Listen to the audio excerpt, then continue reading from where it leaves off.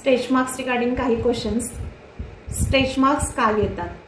तर त्वचेवर ताण पडल्यामुळे स्ट्रेच मार्क्स येतात। मोस्टली प्रेग्नन्सी, प्युबर्टीमध्ये होणारी शरीराची जलद वाढ, त्यानंतर वेट गेन, वेट लॉस किंवा हेवी वेट ट्रेनिंगमुळे स्ट्रेच मार्क्स येऊ शकतात। स्ट्रेच मार्क्स सर्वांनाच येतात का? तर स्ट्रेच मार्क्स कोणाला येऊ शकतात, पण ज्यांची स्किन एक्सेसिव्ह ड्राय आहे आणि ज्यांची स्किनचा इलास्टिसिटी खूप कमी आहे अशा लोकांमध्ये स्ट्रेच मार्क्स जास्त दिसून येतात।